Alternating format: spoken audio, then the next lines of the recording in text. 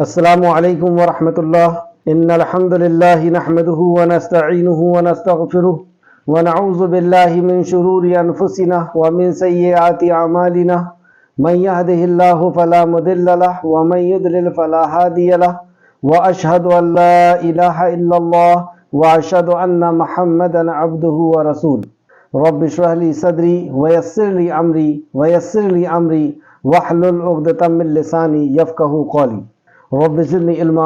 ہر قسم کی تعریف اور شکر اللہ رب العزت کے لیے لائق اور زیبا ہے، جو ساری کائنات کا ایک و تنہا خالق، مالک، مربی اور منتظم ہے۔ درود و سلام ہو انبیاء اکرام پر، خصوصاً نبی مکرم رحمت للعالمین امام الانبیاء محمد صلی اللہ علیہ وسلم پر اور آپ کے اصحاب پر۔ معزز سامعین اکرام، آج انشاءاللہ سورہ توبہ کی آیت نمبر 30 سے کلاس رہے گی۔ اللہ رب العزت سے دعا ہے کہ اللہ رب العزت ہمیں صحیح معنوں میں قرآن مقدس کو سمجھنے، اس پہ غور و فکر کرنے، ایمان لانے اور عمل کے ساتھ لوگوں تک پہنچانے کی توفیق عطا فرمائے، آمین یا رب العالمین۔ اعوذ باللہ من الشیطان الرجیم۔ اے اللہ، ہم تیری پناہ میں آتے ہیں شیطان سے۔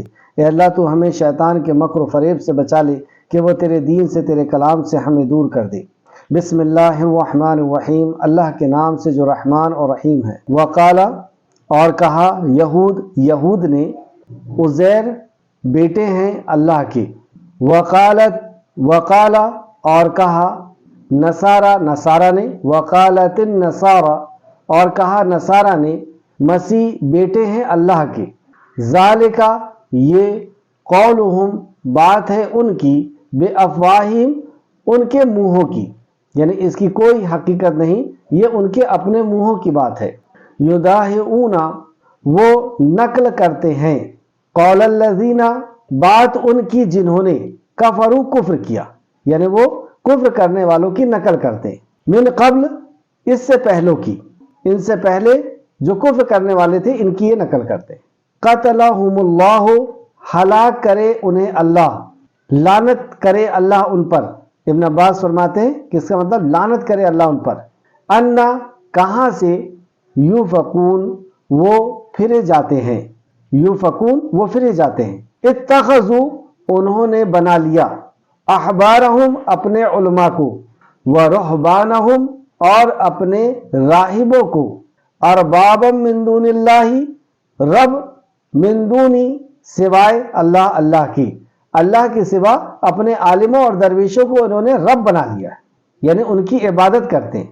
والمسیح ابن مریم، اور مسیح ابن مریم کو، یعنی مسیح ابن مریم کی بھی یہ عبادت کرتے ہیں۔ وما، حالانکہ نہیں، امروا، وہ حکم دیے گئے، الا، مگر، لیعبدوا، کہ وہ عبادت کریں، الہ واحد، الہ کی، ایک کی، الہ کی، واحد، جو اکیلا ہے، ایک ہے، لا، نہیں، الہ، کوئی الہ، الا، مگر، ہوا، وہی، سبحانہ، پاک ہے وہ، اما، اس سے جو، یشرکون، وہ شریک ٹھہراتے ہیں، اللہ اس عیب سے پاک ہے جو یہ شریک ٹھہراتے ہیں۔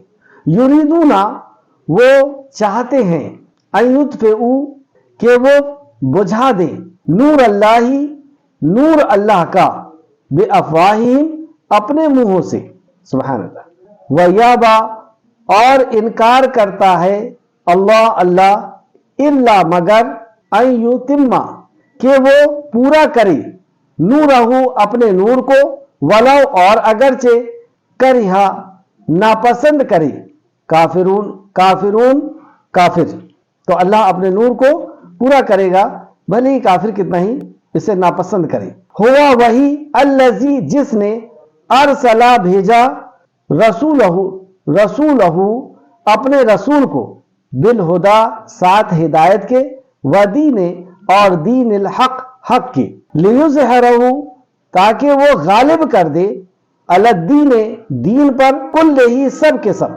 یعنی سارے دین پر اس دین کو غالب کر، ولو، اور اگرچہ، کرہا، ناپسند کرے، مشرکین۔ آیت تفسیر کی طرف، آیت نمبر 30، یہاں سے آیت نمبر 30 سے آج کلاس رہے گی۔ ان آیتوں کا تعلق اہل کتاب سے ہے، اور اہل کتاب کے اعمال کا تعلق امت محمدیہ سے بھی ہے، کیونکہ نبی مکرم صلی اللہ علیہ وسلم کی پیشن گوئی کہ جو برائیاں ان کے اندر تھی، جس حدیث کا مفہوم ہے آگے انشاءاللہ میں حدیث بتاؤں گا، کہ جو برائیاں ان کی تھی وہی برائیاں امت محمدیہ کے اندر بھی آنے والی ہے۔ تو ان آیتوں کو ہمیں بہت ہی اچھی طرح تفصیل کے ساتھ سمجھنا ہے کہ صحابہ اکرام نے اور علماء اکرام نے اس کی ان آیتوں کی کیا تفسیر کی ہے رسول مکرم صلی اللہ علیہ وسلم کے فرمان کے مطابق، تاکہ وہ برائیاں جو اہل کتاب کے اندر تھی وہ برائیاں ہمارے اندر نہ آ جائیں اور ہم اس سے بچ سکیں۔ تو آئیں دیکھتے ہیں آیت نمبر 30 کو۔ اور یہودیوں نے کہا عزیر اللہ کا بیٹا ہے، اور عیسائیوں نے کہا عیسیٰ اللہ کا بیٹا ہے۔ یہ ان کی منہوں کی بات ہے، یعنی یہ ان کی اپنی گڑی ہوئی بات ہے، یہ جھوٹی اور ایک الزام تراشی ہے۔ یہ اس سے پہلے کے کافروں کی بات کی نقل کرتے ہیں، یہ ان سے پہلے جو کافروں نے ایسی بات کی تھی اس کی یہ نقل کرتے ہیں۔ اللہ انہیں ہلاک کرے، یہ کہاں پھرے جاتے ہیں؟ یعنی دین آ جانے کے بعد اللہ انہیں ہلاک کرے، یہ کہاں پھرے جاتے ہیں؟ ابن عباس رضی اللہ عنہ فرماتے ہیں کہ اللہ ان پر لعنت کرے کہ وہ ایسی بری بات کہتے ہیں۔ یہود اور نصارہ کے ان عقیدے کے تعلق سے ہم پڑھنے والے ہیں کہ یہود اور نصارہ کا یہ باطل عقیدہ نمبر 1، نمبر 2، یہ عقیدہ اللہ کے غضب کو دعوت دینے والا عقیدہ ہے، اللہ کی ناراضگی، سخت ناراضگی کا عقیدہ ہے، اور نمبر 3، یہ عقیدہ ہمیشہ ہمیش کے لیے جہنم کا انسان کو مستحق بنا دے گا۔ اگر یہ عقیدہ رہا تو انسان ہمیشہ ہمیش کے لیے جہنم کا مستحق ہو جائے گا۔ چوتھا، مومن کا صحیح عقیدہ کیا ہے، اور پانچواں، اس عقیدے کی جزا بدلہ اللہ سبحانہ وتعالی نے جنت رکھی ہے۔ تو آئیں پہلا حصہ، پوائنٹ نمبر 1، یہود و نصارہ کا باطل عقیدہ جو اس آیت کے اندر بتایا گیا کہ انہوں نے عزیر علیہ السلام کی شان میں غلو کر کے اور عیسیٰ علیہ السلام کی شان میں غلو کر کے، یعنی بڑھا کر کے، اتسیکتی کر کے انہوں نے نبی کو اللہ کے مقام تک پہنچا دیا۔ اور آگے کی آیت میں آپ دیکھیں گے کہ انہوں نے رہبان کو، علماء اور درویش کو بھی اللہ رب العزت کے مقام تک پہنچا دیا۔ اسی طرح دوسرا جو ہمارا اس آیت کو سمجھنے کے لیے پوائنٹ ہے کہ یہ عقیدہ اللہ کے غضب کو دعوت دینے والا عقیدہ ہے، جیسے کہ اللہ سبحانہ تعالیٰ نے سورہ مریم آیت نمبر 88 سے 91 تک فرمایا، 88 سے 91 تک، جس کا ترجمہ ہے، ان کا قول تو یہ ہے کہ اللہ رحمان نے بھی اولاد اختیار کر لی ہے، یقیناً تم بہت بری اور بھاری چیز لائے ہو۔ تم نے جو یہ کہا ہے تم نے ایک بری بات کہی ہے، اور بری بات کو ہم لوگ گالی کہتے ہیں۔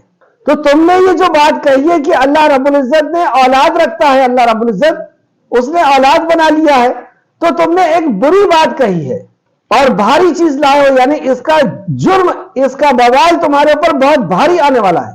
قریب ہے کہ اس قول کی وجہ سے آسمان پھٹ پڑے اور زمین پھٹ پڑے اور پہاڑ ریزہ ریزہ ہو کر کے گر جائے۔ یعنی یہ ایسا جرم اور ایسا گندا عقیدہ ہے کہ آسمان و زمین پھٹ سکتے اس بات سے۔ یہ شرک ہے اور اللہ کو گالی دینے کے مترادف ہے یہ عمل۔ نبی مکرم صلی اللہ علیہ وسلم کا فرمان، بخاری شریف حدیث نمبر 4974، 4974، کہ جس نے اللہ رب العزت کے تعلق سے اس عقیدے کو رکھا گویا کہ اس نے گالی دی اللہ سبحانہ وتعالیٰ کو۔ استغفر۔ یہاں پہ ایک غور کرنے والی بات ہے کہ کوئی ہمارے سامنے ایسا عقیدہ رکھے اور ہماری زبان بھی نہ کھلے۔ ہماری ماں کو کوئی اگر گالی دے تو پورے جسم میں آگ لگتی ہے۔ ہمارا رب جس کو ہم رب کہتے ہیں، جسے ہم رب مانتے ہیں، جس کے سامنے ہم اپنے ہاتھ پھیلاتے ہیں ضرورتوں کے لیے، جس کے سامنے ہم سجدہ کرتے ہیں، جس سے ہم ہر چیز سے زیادہ محبت کرتے ہیں، خوشی کے ساتھ اللہ رب العزت کی اطاعت اور فرمانبرداری کرتے ہیں، اس رب کو کے تعلق سے کوئی ایسا گندا عقیدہ رکھے اور ہماری زبان بھی نہ کھلے کہ ہم اس کو دعوت دے سکیں، اور بلکہ اس عقیدے کے تعلق سے ابھی آپ دیکھیں گے جب ان کا جو باطل تہوار آتا ہے اس میں بعض مسلمان انہیں مبارکباد دیتے ہوئے نظر آتے ہیں، اس عقیدے کو مبارکباد دیتے ہوئے نظر آتے ہیں۔ استغفر اللہ، یہ سب لعنت کے حقدار ہیں۔ تیسرا پوائنٹ، یہ عقیدہ ہمیشہ ہمیش کے لیے جہنم کا مستحق بنا دیتا ہے۔ اس تعلق سے چند حدیث سماعت فرمائیں۔ سیدنا ابو سعید خدری رضی اللہ عنہ بیان کرتے ہیں کہ رسول اللہ صلی اللہ علیہ وسلم نے فرمایا، جب قیامت کا دن ہوگا تو ایک پکارنے والا پکارے گا، یعنی حشر کا میدان ہے اور ایک پکارنے والا پکارے گا، اے لوگو تم میں سے جو آدمی جس کی پوجا یعنی جس کی عبادت کرتا تھا وہ اس کے ساتھ ہو جائے۔ حشر کے میدان میں اعلان کرنے والا اعلان کرے گا کہ جو جس کی عبادت کرتا تھا، جو جس سے آستھا لگا کر کے رکھا تھا، جو جس کو حاجت روا اور مشکل کشا سمجھتا تھا، وہ اس کے ساتھ ہو جائے، اس کے ساتھ ہو جائے۔ الغرض اللہ کے پرستش چھوڑ کر، اللہ کی عبادت، اللہ کی پرستش چھوڑ کر بتوں یا آستانوں کی پرستش کرنے والوں میں سے کوئی باقی نہیں رہے گا، سب جہنم میں گر جائیں گے۔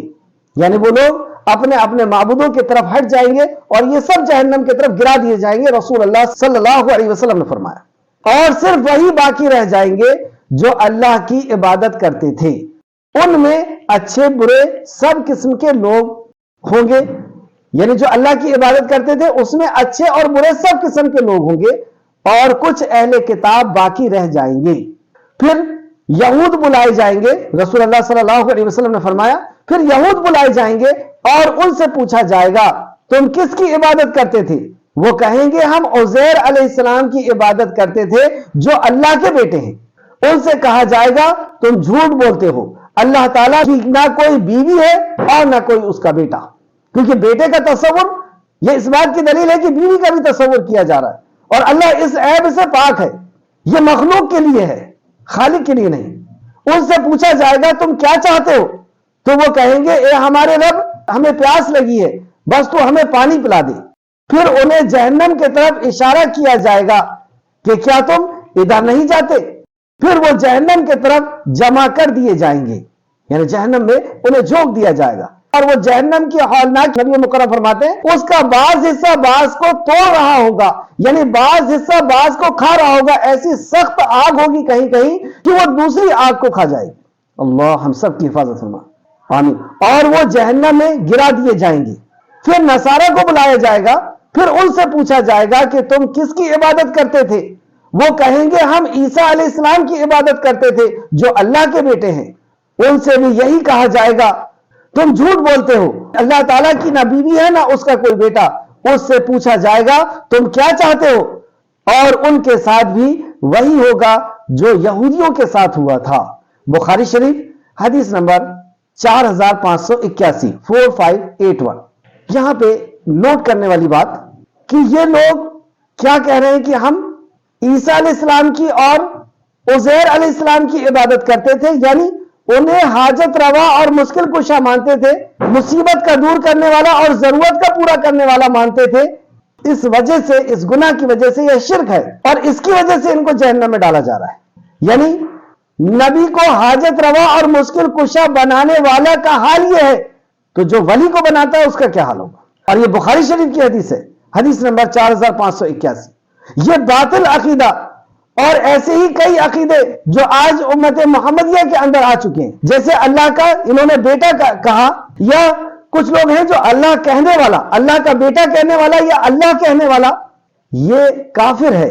سورہ مائدہ آیت نمبر 72 اور 73 میں اللہ رب العزت نے انہیں کافر قرار دیا۔ اسی طریقے سے حلول کا عقیدہ کہ کسی کے اوپر، حلول کا عقیدہ یعنی کسی انسان یا مخلوق میں اللہ کا اتر آنا، کسی انسان کا اللہ بن جانا، ان عقیدوں کو قرآن نے کفر قرار دیا ہے۔ اب اگر کوئی ہر چیز ہی کو اللہ قرار دے دے، یعنی ہر چیز کے اندر اللہ ہے، ہر جگہ اللہ رب العزت ہے، جبکہ اللہ عرش پر مستوی ہے، لیکن وہ ہر چیز کے اندر اللہ کا تصور کرے، گویا کہ ہر چیز کو اللہ بنا دے۔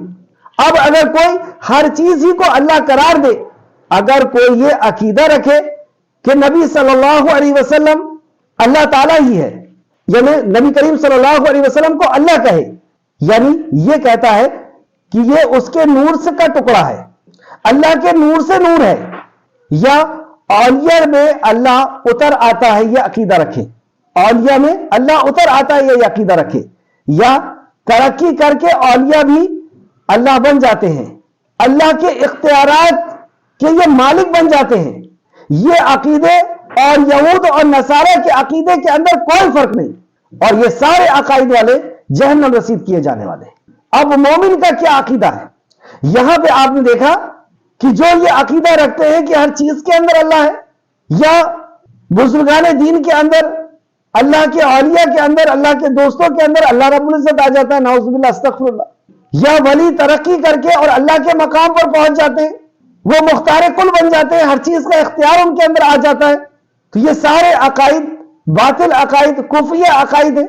تو مومن کا عقیدہ کیا ہوتا ہے؟ آئے دیکھیں مومن کے عقیدے کے تعلق سے پوائنٹ نمبر 4، اعوذ باللہ من الشیطان الرجیم، بسم اللہ الرحمن الرحیم، قل هو اللہ احد. اللہ ایک ہے. دنیا میں کوئی ایسی مخلوق نہیں جو ایک ہو. اور مخلوق کسے کہتے ہیں؟ اللہ کے علاوہ جو بھی ہے وہ سب مخلوق ہے، اور اللہ ہی وہ ذات ہے جو اکیلی ہے. قل هو اللہ احد. انسان بہت سارے، نبی بہت سارے، فرشتے بہت سارے. اللہ الصمد، وہ بے نیاز ہے، اسے کسی چیز کی ضرورت نہیں، نہ کھانے کی، نہ پانی کی، نہ ہوا کی، اور کسی چیز کی ضرورت نہیں. اور یہ ساری چیزیں اللہ ہی نے بنائی ہے، یعنی اللہ اس کے بغیر ہے اور رہتا ہے. لم یلد ولم یولد، نہ اس نے کسی کو جنا ہے، نہ وہ کسی سے جنا گیا ہے. اگر پتھر سے پتھر جنے، پتھر سے پتھر نکلے تو وہ بھی پتھر ہوگا، وہ بھی چھوٹا پتھر کہلائے گا. نور سے اگر نور نکلے تو وہ بھی نور ہوگا. اس نور میں اور اس نور میں پھر کیا فرق ہے؟ اللہ رب العزت نے مخلوق کو کس طرح بنایا خود قرآن کے اندر بیان فرمایا اللہ سبحانہ تعالیٰ نے کہ جب وہ کسی چیز کو کرنا چاہتا ہے، بنانا چاہتا ہے، تو کہہ دیتا ہے کن کن، بس وہ فیکون ہو جاتی ہے. جب وہ کسی چیز کو وجود بخشنا چاہتا ہے تو اپنے آرڈر سے، اپنے حکم سے اس کو وجود بخشتا ہے. تو یہ عقیدہ کہ اس کے نور سے کوئی نور بنا، یا اس کا کوئی بیٹا ہے، یا اس کا کوئی باپ ہے، یہ قرآن کی مخالفت اور یہ دین کی مخالفت ہے. لم یلد ولم یولد ولم یکن لہ کفوا احد، اور اس کا کوئی ہم سے شریک اور رشتہ دار نہیں، یعنی اس کی ذات میں، اس کی صفات میں، اس کے افعال میں کوئی اس کا شریک اور رشتہ دار نہیں، اکیلا ہے. اور یہ صحیح عقیدہ رکھنے کا اجر اور ثواب، اس عقیدے کا اجر.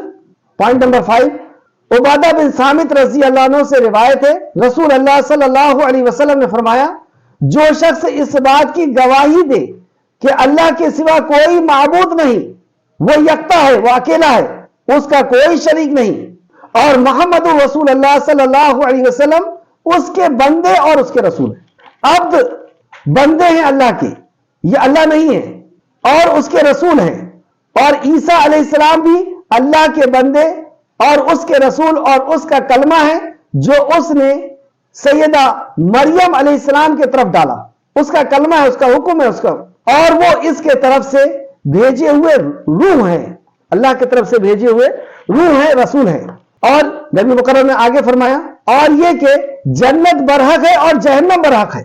ان چیزوں کی اگر کوئی گواہی دیتا ہے سچے دل سے، تو رسول مکرم صلی اللہ علیہ وسلم نے فرمایا تو ایسے شخص کو اللہ تعالیٰ بہرحال جنت میں داخل کرے گا، خواہ اس کے اعمال کیسے ہی ہو.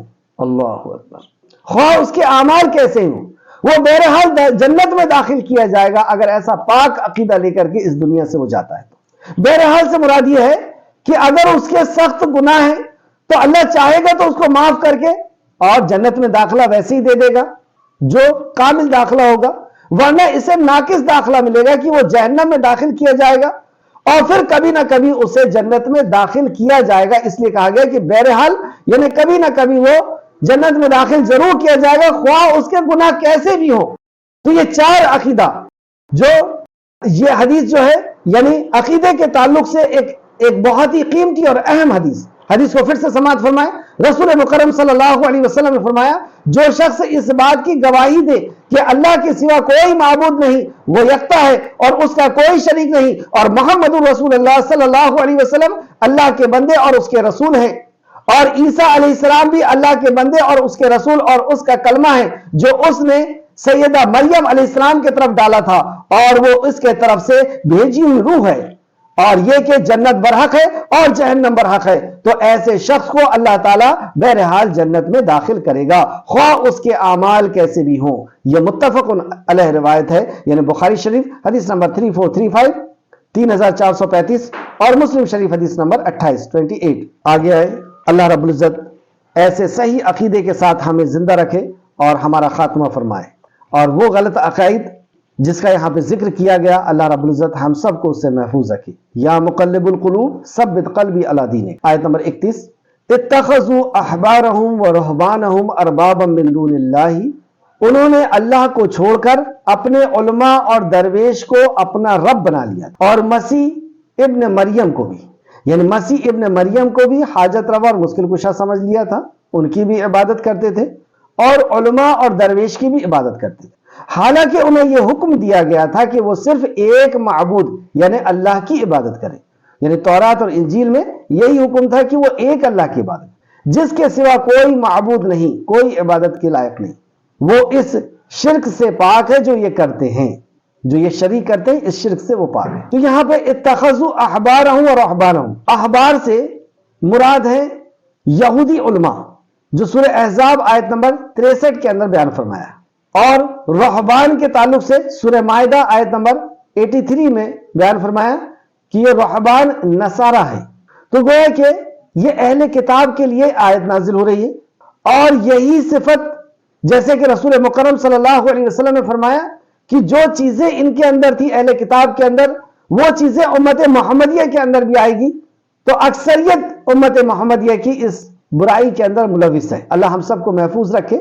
انہوں نے اللہ کو چھوڑ کر اپنے علماء اور درویش کو اپنا رب بنا لیا تھا، اور مسیح ابن مریم کو بھی۔ اس آیت کی تفسیر خود رسول مکرم صلی اللہ علیہ وسلم نے فرمائی۔ تفسیر ابن کثیر جلد نمبر 3 صفحہ نمبر 76۔ نبی کریم صلی اللہ علیہ وسلم اور عدی بن حاتم کی گفتگو۔ عدی بن حاتم حاتم تائی کے بیٹے ہیں، جو زہد و سخا میں اپنے آپ ایک مثال تھی، یعنی ان کا بہت اچھا کیریکٹر تھا حاتم تائی کا۔ انہی کے بیٹے ہیں عدی، اور عدی اپنے قبیلے کے سردار ہیں۔ یہ دور جہالت میں عیسائیت انہوں نے قبول کر لی تھی، اور عیسائیت میں بہت مضبوط تھے۔ جب انہیں یہ خبر پہنچی کہ محمد رسول اللہ صلی اللہ علیہ وسلم نے نبوت کا دعویٰ کیا، تو انہیں بہت گرا گزرا برا لگا، اور یہ اپنے علاقے کو چھوڑ کر کے شام کی طرف چلے گئے۔ اتنا برا لگا کہ یہ شام کی طرف چلے گئے کہ یہ خبر مجھ تک نہ پہنچے بار بار۔ ان کی بہن ایک جنگ میں قید کی گئی، اور جب کوئی فوج کسی کو قید کرتا ہے، خاص طور سے عورتوں کو، تو کیا کرتا ہے ان کے ساتھ؟ لیکن عدی کی بہن، عدی بن حاتم کی بہن جب قید کی گئی، تو انہوں نے دیکھا کہ صحابہ اکرام ان کے ساتھ کوئی بدتمیزی نہیں کر رہے ہیں، اور رسول کریم صلی اللہ علیہ وسلم نے ان کا خیال رکھا اور انہیں بلا کر کے کہا کہ کیا آپ اپنے ملک، اپنے لوگوں کے پاس واپس جانا چاہتی ہیں؟ کوئی ہے ایسا جو آپ کو لے کر کے چلا جائے؟ تو انہوں نے کہا کہ ہاں، میں اپنے ملک واپس جانا چاہتی ہوں، اور میرا ایک رشتہ دار ہے جو یہاں پہ قید ہے۔ تو رسول مکرم صلی اللہ علیہ وسلم نے انہیں بھی بلایا اور کہا کہ انہیں حفاظت کے ساتھ لے کر کے اپنے ملک چلے جائیں، اور کہا کہ انہیں ذات راہ بھی دیا جائے، جانے کے لیے کھانے پینے کی چیز اور سواری بھی انہیں عطا کی جائے۔ عدی بن حاتم کی بہن کے اوپر یہ واقعہ جو ہے بہت ان کے دل کو اپیل کیا کہ یہ بادشاہ نہیں ہو سکتے۔ بادشاہ جب کسی کے اوپر قبضہ کرتا ہے، ان کی فوج کسی کو جب مغلوب کرتی ہے، غلام بناتی ہے، فوج قبضہ کرتی ہے، تو ان کے فوجی عورتوں کے ساتھ بدتمیزیاں کرتے ہیں، انہیں بیچ دیا کرتے ہیں، ان کی عزت کے ساتھ کھیلتے ہیں۔ لیکن یہ کیا معاملہ کہ ان کے ساتھیوں نے ہماری عزت کی اور کھانے پینے کا انتظام کیا، یہاں تک کہ ہمیں واپس پہنچا دیا، اور پہنچانے کے لیے ایک اور قیدی کو ہمارے ساتھ آزاد کیا، اور ذات راہ بھی دی۔ ان کو بہت اپیل کی یہ بات، اور انہوں نے آ کر کے حضرت عدی کو یہ بات بتائی کہ عدی، آپ ان کے تعلق سے ایسا سوچتے ہیں؟ یہ کوئی بادشاہ نہیں ہو سکتے، یہ تو واقعی اللہ کے نبی ہیں جو عورتوں کے لیے ایسا حسن سلوک کرتے ہیں۔ تو عدی نے جب یہ بات سنی تو رسول مکرم صلی اللہ علیہ وسلم کی خدمت میں حاضر ہوئے۔ رسول اللہ کی خدمت میں حاضر ہوئے تو ان کے گردن میں چاندی کے ایک سلیب لٹکی ہوئی تھی، ایک کراس جو اکثر لوگ لٹکا کر کے رکھتے ہیں، تو چاندی کی لٹکی ہوئی تھی۔ رسول اللہ صلی اللہ علیہ وسلم نے ان کے سامنے آیت تلاوت فرمائی، یعنی آپ ان کو دعوت دے رہے ہیں۔ تو رسول اللہ دعوت کس طرح دیا کرتے تھے؟ قرآن سنایا کرتے تھے اور اس قرآن کو سمجھایا کرتے تھے۔ تو رسول اللہ صلی اللہ علیہ وسلم نے جب یہ آیت پڑھی، اتخذوا احبارہم و رہبانہم اربابا من دون اللہ، کہ تم نے اپنے عالموں اور درویشوں کو الہ بنا لیا تھا اور مسیح ابن مریم کی عبادت کی تھی، تو انہوں نے اپنے علماء اور مشائخ کو اور مسیح ابن مریم کو اللہ کے سوا اپنا رب بنا لیا تھا۔ تو عدی کہتے ہیں، اب یہاں پہ غور کریں کیونکہ عدی بھی دین کے جاننے والے ہیں، وہ کہتے ہیں، عدی نے کہا، میں نے عرض کیا یہ لوگ اپنے علماء اور مشائخ کی عبادت تو نہیں کیا کرتے تھے، یہاں عیسیٰ علیہ السلام کا نام نہیں لیا، کیونکہ عیسیٰ علیہ السلام کو حاجت روا اور مشکل کشا مانتے تھے، ان کو مانتے تھے کہ انہوں نے ہمارے گناہ کو لے کر کے سولی پہ چڑھ گئے اور یہ حشر کے میدان میں ہماری بخشش کروا دیں گے اور فلاں فلاں، ان کے تعلق سے یہ عقیدہ تھا اور ان سے دعائیں کیا کرتے تھے۔ لیکن انہوں نے کیا کہا کہ ہم اور جو نصرانی ہیں وہ اپنے عالم اور درویش کی عبادت نہیں کیا کرتے۔ تو اس آیت کی تفسیر رسول مکرم صلی اللہ علیہ وسلم نے کی۔ آپ نے فرمایا ہاں البتہ وہ جب ان کے لیے حلال کو حرام اور حرام کو حلال قرار دیتے تو وہ اس کی پیروی شروع کر دیا کرتے تھے، یہ اس کی عبادت ہے۔ یعنی اللہ رب العزت نے جس چیز کو حرام کیا ہے کتاب میں، اسے ان کے عالم حلال کر دیتے تھے کہ یہ حلال ہے اس دور میں۔ جو اللہ حلال کرتا تھا وہ اسے حرام کر دیتے تھے کہ یہ اس دور میں حرام ہے، اور ان کے ماننے والے اس حلال اور اس حرام کو مان لیا کرتے تھے، یہ ان کی عبادت۔ اب رسول مکرم آپ کو اور دعوت دیتے ہیں آگے۔ رسول اللہ صلی اللہ علیہ وسلم نے فرمایا، غور کریں کتنا پیارا انداز ہے رسول مکرم صلی اللہ علیہ وسلم کا دعوت دینے کا۔ اے عدی تم اس سے کیوں بھاگتے ہو کہ کہا جائے کہ اللہ سب سے بڑا ہے، کیونکہ اہل کتاب کا بھی یہی عقیدہ ہے کہ سب سے بڑا اللہ سبحانہ وتعالیٰ ہے۔ تو اے عدی تم اس سے کیوں بھاگتے ہو کہ یہ کہا جائے کہ اللہ سب سے بڑا ہے؟ کیا تم جانتے ہو کہ اللہ سے بڑا کوئی اور ہے؟ کیا تم یہ جانتے ہو کہ اللہ سے بڑا کوئی اور چیز؟ پھر تم اس بات سے کیوں بھاگتے ہو کہ یہ کہا جائے کہ اللہ کے سوا کوئی معبود نہیں؟ جب اللہ ہی سب سے بڑا ہے، اللہ ہی خالق اور مالک اور رازق ہے، تو تم اس بات سے کیوں بھاگتے ہو کہ اللہ کے سوا کوئی معبود نہیں؟ کیا تم جانتے ہو کہ اللہ کے سوا کوئی اور معبود ہے؟ پھر نبی مکرم صلی اللہ علیہ وسلم نے اسے اسلام کی دعوت دی۔ تو ابھی تک کیا ہو رہا تھا؟ ابھی تک تبلیغ تھی، اسلام کی خوبی بتائی جا رہی تھی، اب دعوت دی۔ اور دعوت رسول مکرم صلی اللہ علیہ وسلم بعض دفعہ کس طرح دیا کرتے تھے؟ قولوا لا الہ الا اللہ تفلحوا، کہہ دو اللہ ایک ہے، کامیاب ہو جاؤ گے، عرب اور عجم تمہارا ہوگا۔ تو رسول مکرم صلی اللہ علیہ وسلم نے دعوت دی تو وہ مسلمان ہو گئے اور انہوں نے حق کی گواہی دی۔ عدی کہتے ہیں کہ چنانچہ میں نے دیکھا کہ جیسی میں نے یہ کلمے کو پڑھا تو حضور کریم صلی اللہ علیہ وسلم کے چہرے انور جگمگا اٹھا، یعنی آپ خوش ہو گئے، آپ کا چہرے انور جگمگا اٹھا۔ پھر آپ نے فرمایا یہود مغلوب علیہم اور نصارہ گمراہ ہیں، جو ہم غیر المغضوب علیہم ولا الضالین آمین کہتے ہیں، اس کی بھی تفسیر یہاں پہ رسول اللہ نے کی کہ یہود سے مراد یہ مغلوب قوم ہے، مغلوب قوم یعنی یہود ہے، اور نصرانی ضالین یہ عیسائی ہیں۔ مسند احمد جلد نمبر 4 صفحہ نمبر 378 378، اور امام ترمذی نے بھی اس حدیث کو اپنی کتاب میں لائے ہیں، ترمذی شریف حدیث نمبر 2953 2953۔ اس طرح حلال اور حرام کو کرنا، یہ حلال اور حرام کا حق صرف اللہ کا ہے، اور یہ حق کسی اور کو دینا گویا کہ اللہ کے حق میں کسی کو شامل کرنا، شریک کرنا، اس وجہ سے یہ شرک ہے۔ اس طرح ایک اور مقام پہ بھی اللہ سبحانہ تعالیٰ نے فرمایا، سورہ انعام آیت نمبر 121، کہ اس دور کے لوگ کسی جانور کو کان کاٹ کر کے یا کسی کی جانور کی کچھ خوبی کو دیکھ کر کے کہ اس کے ذریعے سے جو ہے صرف مادہ پیدا ہوتی ہیں، یا اور اس طریقے کی کچھ الگ خوبیاں دیکھ کر کے اور ان کو چھوڑ دیا کرتے تھے کہ یہ حرام ہے، یہ اس کو نہ کوئی کھائے گا، نہ اس کا کوئی دودھ پیے گا، نہ اس کو بیچا جائے گا، اور یہ فلاں بت کے نام پر اس کو چھوڑ دیا جاتا ہے، یہ حرام کر دیا گیا۔ تو اس تعلق سے اللہ سبحانہ تعالیٰ نے سورہ انعام آیت نمبر 21 میں فرمایا کہ یہ شیطان اور علماء اور سردار کے کہنے پر جانوروں کو حرام اور حلال کر دیا کرتے تھے۔ تو اللہ سبحانہ تعالیٰ نے فرمایا اس آیت کے اندر، اگر تم لوگوں نے ان کی اطاعت کی، جس چیز کو اللہ نے، جس جانور کو اللہ نے حلال کیا ہے اور انہوں نے حرام کر دیا، تو اللہ فرماتا ہے اگر تم لوگوں نے ان کی اطاعت کرنے لگے، اگر تم لوگ ان کی اطاعت کرنے لگے تو یقیناً تم مشرک ہو گئے، تو یقیناً تم مشرک ہو گئے، ہو جاؤ گے۔ سورہ انعام آیت نمبر 121۔ تو اس کو اللہ سبحانہ تعالیٰ نے شرک کہا، کیونکہ یہ اللہ کا حق ہے، اور اللہ کا حق میں اگر کسی کو شامل کیا جائے گا، کیا اللہ کا حق ہے؟ حلال اور حرام کو طے کرنا، کون سی چیز حلال ہے کون سی چیز حرام ہے، یہ صرف اور صرف اللہ سبحانہ تعالیٰ ہی طے کرے گا، یہ اللہ ہی نازل فرمائے گا۔ تو توحید عبودیت کی دو قسمیں یہاں پہ پتہ چلی سمجھنے کے اعتبار سے۔ ایک ہے پرستش یعنی دعا کرنا، سجدہ کرنا، رکوع کرنا، طواف کرنا، منت ماننا، قیام کرنا وغیرہ وغیرہ، اور اطاعت یعنی حلال اور حرام کا حق ان کو دے دینا، اور یہ دونوں قسمیں شرک کی ہیں۔ اللہ رب العزت ہم سب کو محفوظ رکھے۔ آیت میں واپس آئیں، انہوں نے اللہ کو چھوڑ کر اپنے علماء اور درویش کو اپنا رب بنا لیا اور مسیح ابن مریم کو بھی، حالانکہ انہیں یہ حکم دیا گیا تھا کہ وہ صرف ایک معبود اللہ کی عبادت کریں جس کے سوا کوئی معبود نہیں۔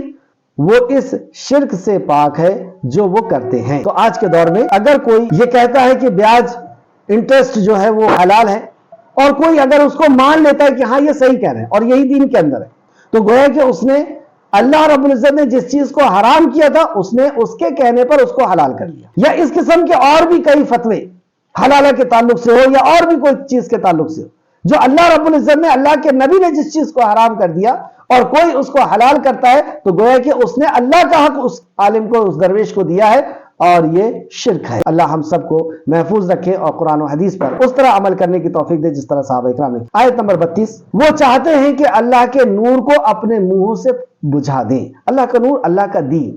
اور دیکھیں کتنی پیاری آیت ہے، وہ چاہتے ہیں، یعنی ان کی یہ چاہت ہے، یہ حقیقت نہیں ہو سکتی کہ اللہ کے نور کو اپنے منہ سے بجھا دیں۔ یہ کون لوگ ہیں؟ یہ اس ٹائم کے سپر پاور ہیں۔ یہودی اس ٹائم کے سپر پاور تھے، نصرانی بھی تھے، مجوسی اور مشرکین، یہ سب مل کر کے یہ چاہتے تھے کہ اس دین کو ختم کر دیا جائے، اور ان ساری طاقتوں کو، ان ساری سپر پاور طاقتوں کو اللہ سبحانہ تعالیٰ نے کہا کہ وہ چاہتے ہیں کہ اللہ کے نور کو، اللہ کے اس دین کو بجھا دیں اپنے منہ سے، یعنی اپنے پھونک سے بجھا دیں۔ ان ساری سپر پاور طاقتوں کو اللہ رب العزت نے پھونک کہا، کوئی حقیقت اور کوئی حیثیت نہیں ان کی۔ ان کی مثال کہ سورج اور چاند کی روشنی کو اپنے منہ کی پھونک سے بجھانا چاہتے ہیں۔ یہ اللہ رب العزت کا دین ہے۔ آگے چلیں، اور اللہ انکار کرتا ہے مگر یہ کہ اپنا نور پورا کرے۔ اللہ اپنے نور کو پورا کر کے رہے گا، اس دین کو، اس شریعت کو صحیح طرح سے، پورا طرح سے، یعنی نازل بھی کر کے اور قائم بھی کر کے، خواہ کافروں کو برا ہی لگے۔ جو کفر کرنے والے ہیں، جو ہر قسم کی کرائم کو، برائیوں کو فیشن سمجھ کر کے اسے کر رہے ہیں، عورتوں کے اوپر ظلم، انسانیت کے اوپر ظلم، غریبوں کے اوپر بیاج کا کاروبار کر کے ان کے اوپر ظلم۔ اور آج بھی دیکھ لیں سپر پاور، اس وقت بھی ان کا مین کاروبار جو تھا وہ سود تھا، اور آج بھی پوری دنیا کے اندر ساری دنیا کو انہوں نے سود میں سمیٹ کر کے رکھ دیا، ہر کسی کو غریب اور غلام بنا کر کے رکھ دیا۔ اگر بائیکاٹ کرنا ہے تو اس چیز کا کریں، تو اللہ رب العزت نے فرمایا انہیں کتنا ہی برا لگے، کیونکہ ان کا ظلم ختم ہوگا تو انہیں برا لگے گا، ان کی عیاشیاں ختم ہوگی تو انہیں برا لگے گا۔ جب یہ پاکیزہ دین لوگوں کی زندگی کے اندر آ جائے گا کہ وہ والدین کے حقوق کو وہ پورا کریں گے، پڑوسی کے، رشتہ داروں کے، بیوی اور بچوں کے، اور ایک عام انسان کے، جب وہ حقوق کو ادا کریں گے تو ان کو طرف ہوگی، تو یہ برا انہیں کتنا ہی لگے، لیکن اللہ اس دین کو پوری طریقے سے پہنچا کے رہے گا۔ اس طرح آیت نمبر 33 میں فرماتا ہے اللہ، وہی اللہ ہے جس نے اپنے رسول کو ہدایت اور دین حق کے ساتھ بھیجا۔ یہ دین اللہ رب العزت کا پہنچایا ہوا، وہ جو ساری کائنات کا خالق اور مالک ہے، اس رب نے اس دین کو پہنچایا حق کے ساتھ۔ کیوں پہنچایا؟ اور دین کیا؟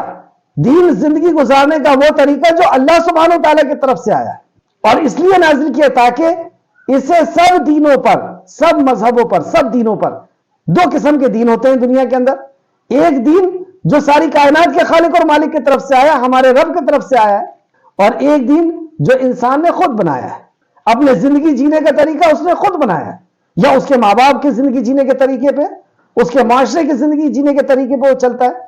تو یہ سارے طریقے کے اوپر اس طریقے کو غالب کیا جائے تاکہ اسے سب دینوں پر غالب کر دے، خواہ مشرکوں کو برا ہی لگے۔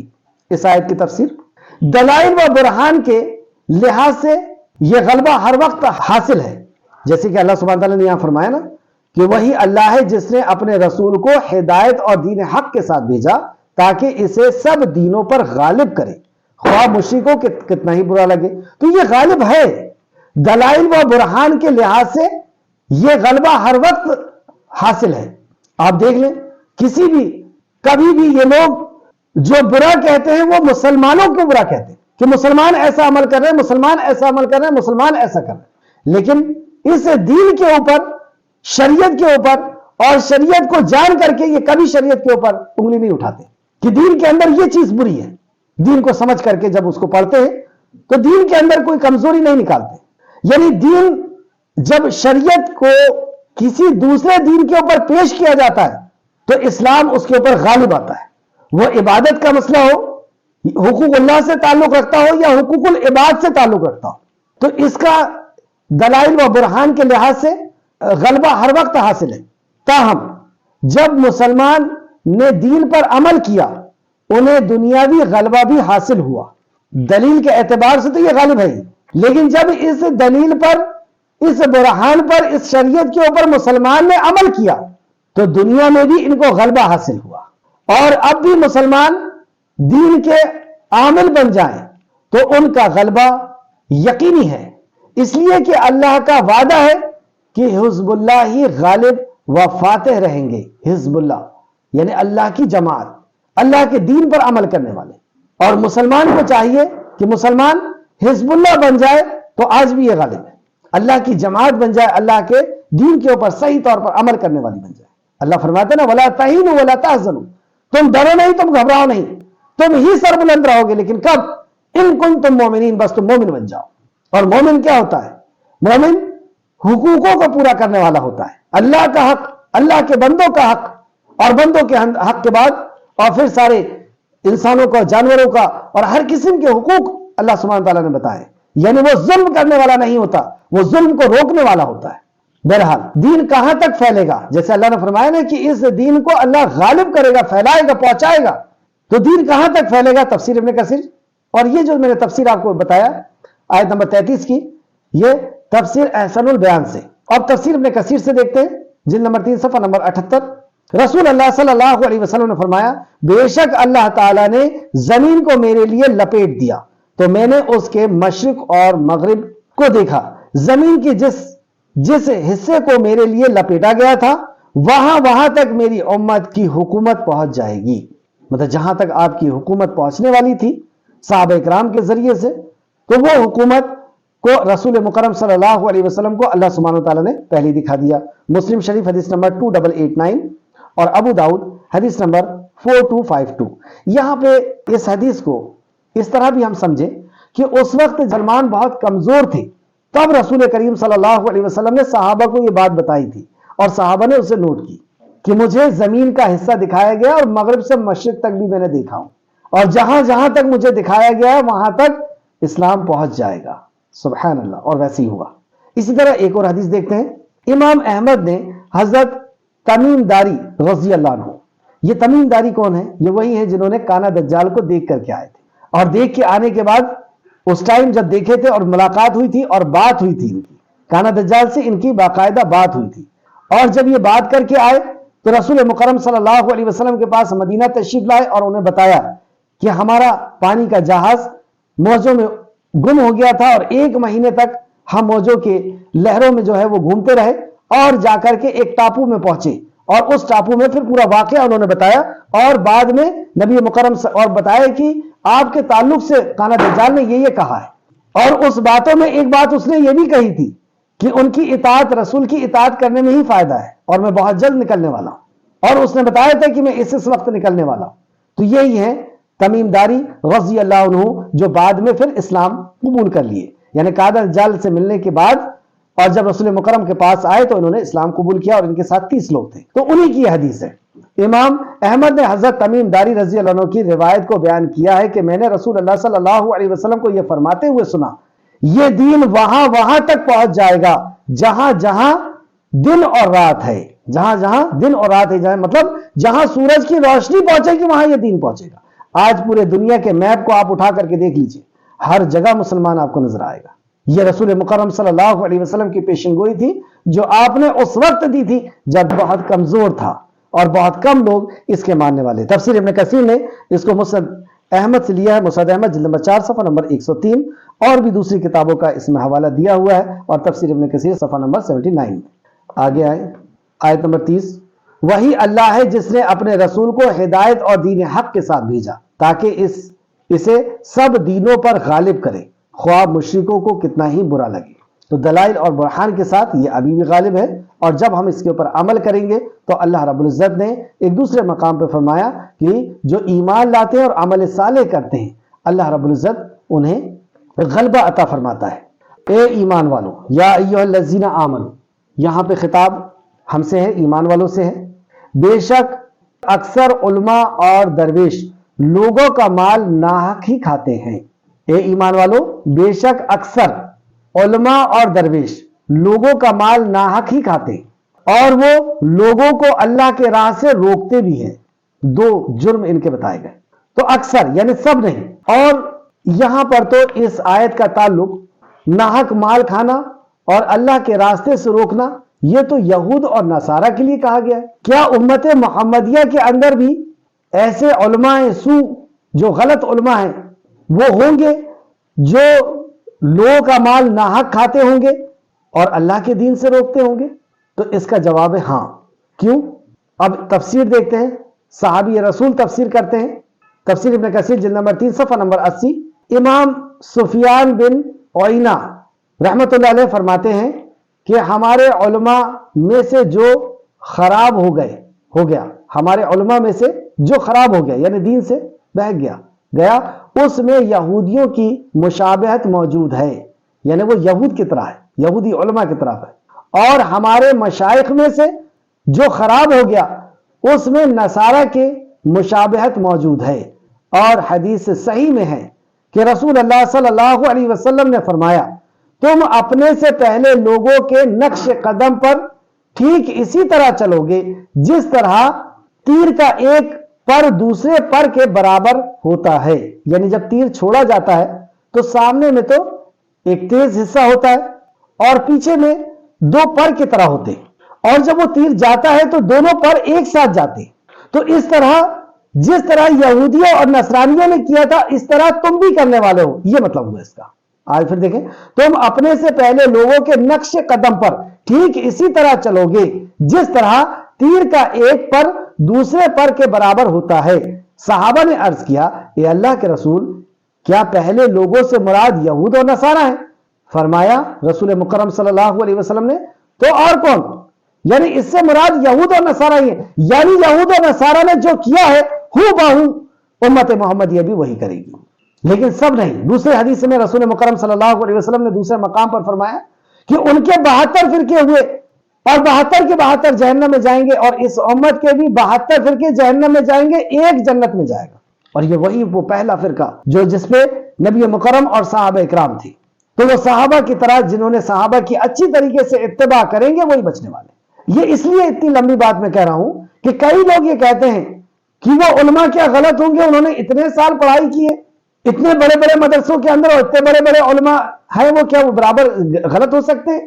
تو ہاں، اگر علماء سو ہیں یعنی غلط علماء، اور آج آپ دیکھ سکتے ہیں یوٹیوب کے اندر کہ انہوں نے کس طریقے سے ناچنا اور گانا، اور ان کے علماء بھی اور یہ بھی، نوٹوں کی بارشیں ہو رہی ہیں، ناچا جا رہا ہے عورتوں کی طرح، استغفر اللہ، اور دین کا انہوں نے تماشا بنا کر کے رکھا ہے۔ نذرانے کے نام پر لوگوں کا مال لے رہے ہیں، اور دینے والے بھی دے رہے ہیں، زکوٰۃ نہیں دے رہے ہوں، وہ ان کے اوپر خرچ کر رہے ہیں۔ علماء، مشائخ اور اصحاب ثروت، یہ تین طبقے کے لوگ خراب ہو جائیں تو پھر سارے لوگ خراب ہو جاتے ہیں۔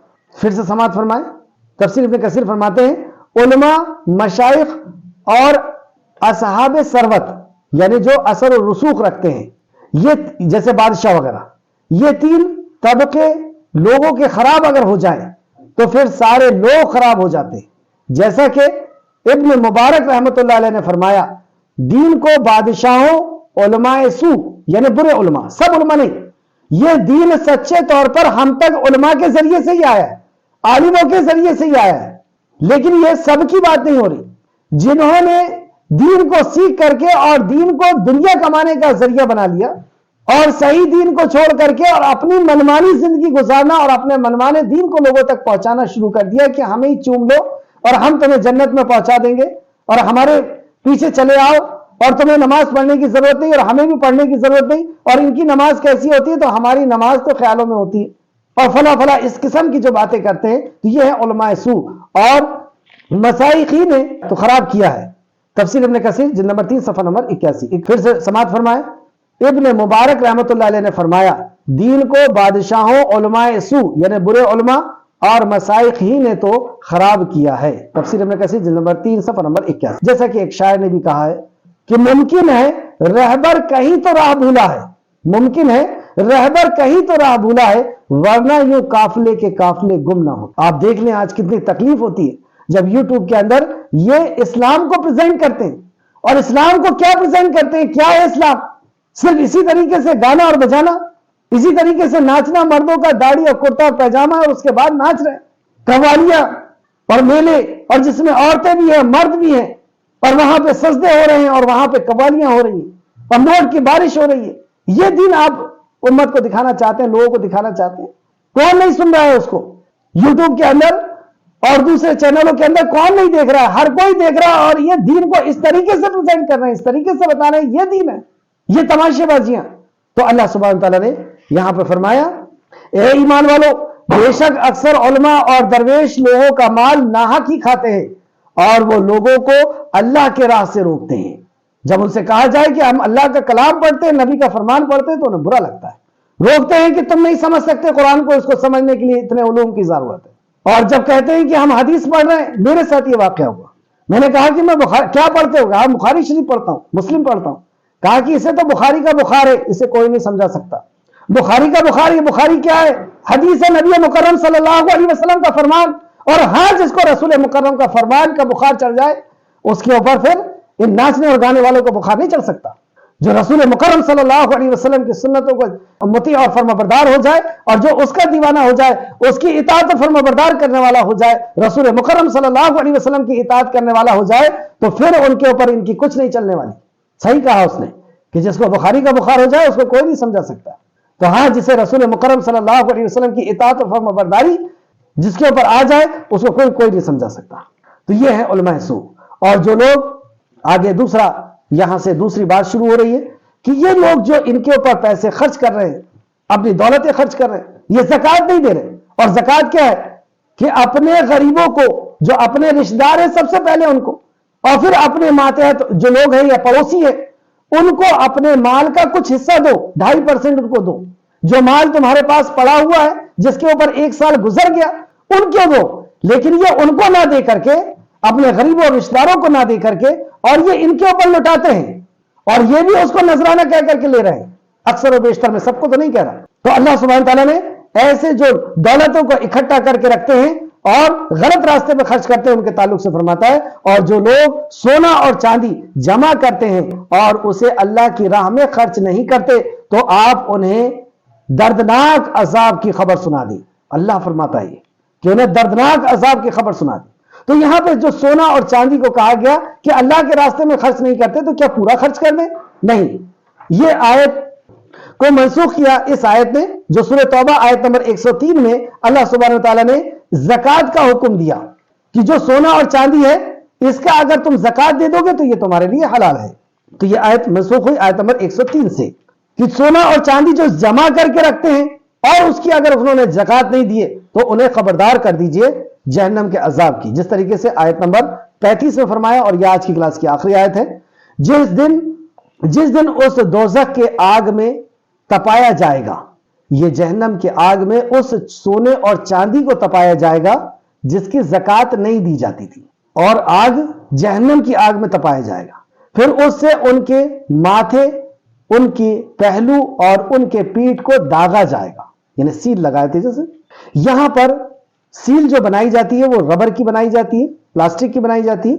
وہاں پر سونے اور چاندی کو تپا کر کے لایا جائے گا، اور آگ جہنم کی آگ میں اس کو تپایا جائے گا۔ یہاں سیاہی کے اوپر اس کو لگا کر کے اور کاغذ کے اوپر مارا جاتا ہے، وہاں جہنم کی آگ سے لال کر کے اور انسان کے ماتھے کے اوپر، پشت کے اوپر اور پہلو کے اوپر اس کو داغا جائے گا، اور کہا جائے گا یہ وہ مال ہے جو تم نے اپنے لیے جمع کر کے رکھا تھا، تم نے اپنے لیے جمع، اس کا زکوٰۃ نہیں دی تم نے، لہٰذا اب اس کا مزہ چکھو جو تم جمع کرتے ہو۔ تو جمع کر سکتے ہیں، لیکن کب جمع کر سکتے ہیں؟ جب ہم اس کی زکوٰۃ دے رہے ہیں۔ اور اس سے بھی بہتر کیا چیز ہے جو جمع کرنے کی ہے؟ جو سونے اور چاندی سے بھی جمع کرنے سے زیادہ قیمتی جو جمع کرنے کی چیز ہے، اس کی تفسیر میں تفسیر ابن کثیر فرماتے ہیں صفحہ نمبر 80 کے اندر، امام سفیان بن عیینہ فرماتے ہیں، تفسیر ابن کثیر جلد نمبر 3 صفحہ نمبر 82، امام احمد حضرت ثعبان رضی اللہ عنہ کی روایت کو کیا ہے کہ جب سونے اور چاندی کے بارے میں اللہ کا حکم نازل ہوا تو صحابہ کرام نے کہا کہ ہم کس مال کو ذخیرہ کریں؟ جب اللہ نے یہاں پہ کہا ہے کہ ہم سونے اور چاندی کو ذخیرہ نہ کریں، یعنی اس کو اکٹھا نہ کریں، تو ہم کس مال کو اکٹھا کریں؟ حضرت عمر رضی اللہ عنہ نے فرمایا میں یہ بات معلوم کر کے تمہیں بتاتا ہوں۔ انہوں نے اپنی سواری کو دوڑایا اور رسول کریم صلی اللہ علیہ وسلم کو پا لیا، یعنی رسول اللہ وہاں سے جا چکے تھے تو یہ تیزی سے اپنی سواری کو لے کر کے گئے اور رسول مکرم صلی اللہ علیہ وسلم سے فرمایا، اور میں نے ان سے پوچھا تھا، حضرت عمر نے پوچھا اے اللہ کے رسول ہم کس مال کو ذخیرہ کریں؟ تو فرمایا چاہیے کہ رکھے تم میں سے کوئی ایک شکر کرنے والا دل، ذکر کرنے والی زبان اور آخرت کی تیاری کی مدد کرنے والی بیوی۔ یہ ہے ذخیرہ کرنے کی سب سے عمدہ چیز، سب سے پیاری چیز، کہ وہ ذخیرہ کرے تم میں کا کوئی ایک شکر کرنے والا دل، ذکر کرنے والی زبان اور آخرت کی تیاری میں مدد کرنے والی بیوی۔ مسند احمد جلد نمبر 5 اور صفحہ نمبر 282۔ زکوٰۃ ادا نہ کرنے والوں کا انجام، جو سونا اور چاندی اکٹھا کرتے ہیں لیکن اس کی زکوٰۃ ادا نہیں کرتے ہیں، اس کے تعلق سے امام ابو جعفر بن زری نے حضرت ثوبان سے روایت کیا ہے کہ رسول اللہ صلی اللہ علیہ وسلم نے فرمایا جس نے اپنے بعد کوئی ذخیرہ چھوڑا، جس نے اپنے بعد کوئی خزانہ چھوڑا، کوئی ذخیرہ چھوڑا، زیورات چھوڑا، تو اسے روز قیامت ایک گنجا سانپ کی شکل دے دی جائے گی۔ اس ذخیرے کو جس کی زکوٰۃ نہیں دی جاتی ہے، اس زیورات کے یا اس بسکٹس ہو یا جو بھی سونا ہے، اس کو ایک گنجے سانپ کی شکل دی جائے گی جس کی آنکھیں کے اوپر 2 سیاہ نقطے ہوں گے۔ وہ اس کے پیچھے، یعنی زکوٰۃ نہ دینے والے کے جس کا جو مال ہوگا اس کے پیچھے بھاگے گا اور یہ کہے گا کہ تجھ پر افسوس، تو کون ہے؟ یعنی جو بھاگنے والا ہے وہ کہے گا کہ تجھ پہ افسوس، تو کون ہے؟ وہ جواب دے گا کہ میں تیرا وہ ذخیرہ ہوں جسے تو اپنے پیچھے چھوڑ آیا تھا، میں وہ تیرا خزانہ ہوں، وہ تیرے زیورات ہوں جو تو نے پیچھے چھوڑا ہے۔ وہ اس کے پیچھا کرتا رہے گا حتیٰ کہ اس کے ہاتھ کو لقمہ بنا لے گا، یعنی اس کے ہاتھ کو وہ چبا جائے گا، پھر اس کا سارا جسم بھی اس کے پیچھے اس کے منہ میں چلا جائے گا۔ اللہ اکبر۔ اللہ ہم سب کی حفاظت فرمائے۔ تفسیر الطبری جلد نمبر 10 صفحہ نمبر 160۔ اور اس حدیث کو صحیحین میں بھی روایت کیا ہے، حضرت ابو ہریرہ رضی اللہ عنہ اس کے راوی ہیں۔ بخاری شریف حدیث نمبر 1403 1403 اور مسلم شریف حدیث نمبر 988 988۔ تو جو مال رکھا ہوا ہے اگر ہم اس کی زکوٰۃ نہیں دے رہے ہیں تو کل اس مال کو اللہ رب العزت ایک سانپ کی شکل دے گا، اور اس سانپ جب اس کے پیچھے دوڑے گا تو یہ کہے گا کہ تو کون ہے؟ وہ کہے گا میں تیرا وہی مال ہوں، اور پھر وہ اس کو نگل لے گا۔ اللہ محفوظ رکھے اور ہم سب کو زکوٰۃ ادا کرنے کی توفیق عطا فرمائے۔ صحیح مسلم میں حضرت ابو ہریرہ رضی اللہ عنہ سے روایت ہے، رسول اللہ صلی اللہ علیہ وسلم نے فرمایا جو شخص اپنے مال کی زکوٰۃ ادا نہیں کرتا تو قیامت کے دن اس کا مال کو آگ کی تختی بنا کر، اس کے مال کو آگ کی تختی بنا کر ان سے اس کے پہلو، پیشانی اور پیٹھ کو اس دن داغا جائے گا جو 50,000 سال کا دن ہوگا۔ تو اس حدیث سے پتہ چلا کہ حشر کا میدان 50,000 سال کا دن، اور اس دن اس گرم تختی جو جہنم کی آگ سے تیار ہوئی ہے اس کے ماتھے کو، پہلو کو اور پیٹھ کو داغ دیا جائے گا۔